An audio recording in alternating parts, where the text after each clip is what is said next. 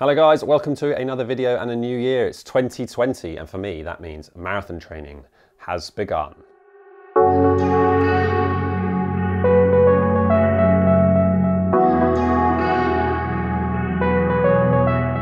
So I hope you all had a lovely Christmas and New Year, and yeah, so I've started week 1 of my 18-week training block leading up to Milton Keynes Marathon on the 3rd of May, where I hope to run a sub 3-hour marathon, and I want to take you guys on that journey, all the build up leading up to the marathon, and also hopefully get some good footage on marathon day. So what I did over Christmas is I did a lot of research on the best ways of reaching my goals, and I have downloaded or printed off a training program by a chap called Pfitzinger. So his 55 to 70 mile a week training plan. So it's an 18-week training plan, split into 4 different training blocks, if you like.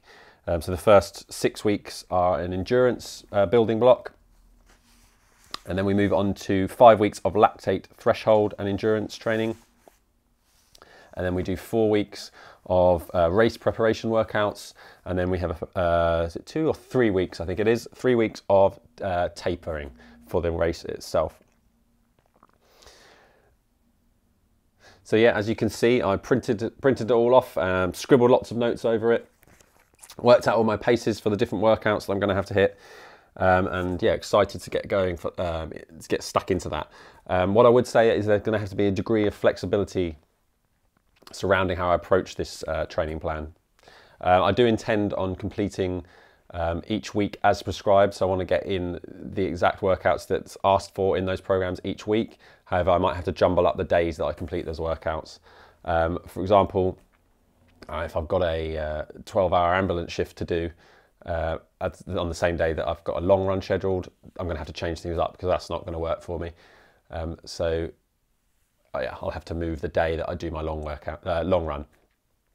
So I'm going to base it. I'm going to base the days that I complete these workouts on my work schedule, work commitments, other commitments, and also just how my body feels. So if I have an easy run scheduled and I go out and I'm feeling great, then maybe I'll pick another workout to do that day.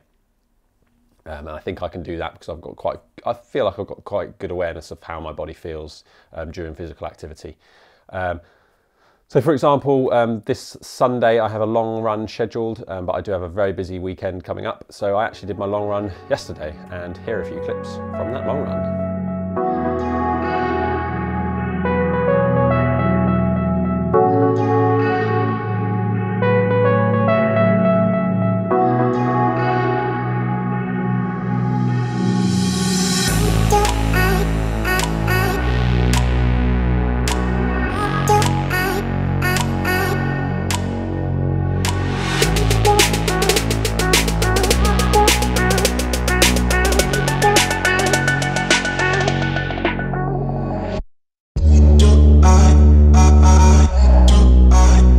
So here I am out on my long run today.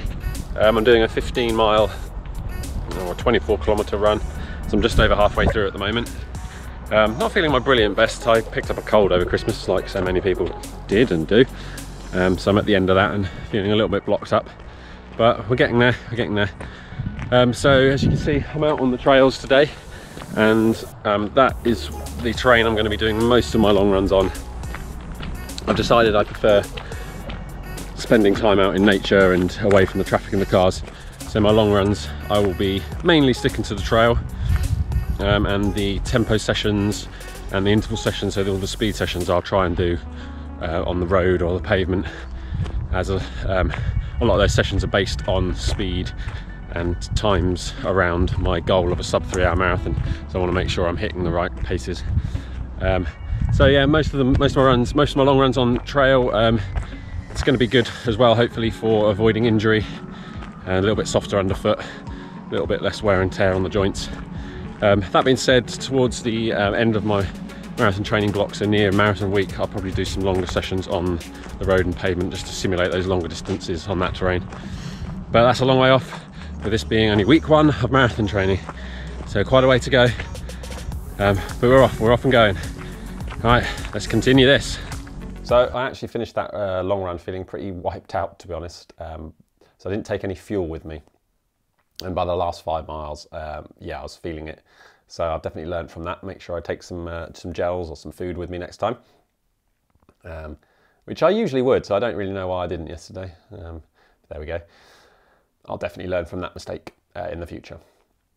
So yeah, I'm super excited to share what's ahead of me during these 18 weeks training for this marathon.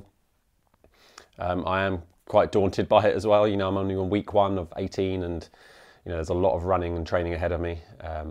So yeah, the message I'd like to give you guys as well, if you're starting a new training program this year, which, you know, lots of people do in the new year, and you're feeling quite daunted by it all, don't panic. That's a normal feeling, and just take it day by day, and you'll look back in a few weeks and probably be amazed about what you've achieved. So yeah, I just wanted to finish as well with a little message about my plans for 2020. I've got lots of content that I want to bring to you guys. Lots of challenges ahead, not just marathon stuff. You know, I've got lots of challenges involving running on the roads, on the trails, obstacle course racing. So yeah, I guess it's the time of my videos that I ask you guys to subscribe if you want to follow along and support the channel. And yeah, I guess happy training.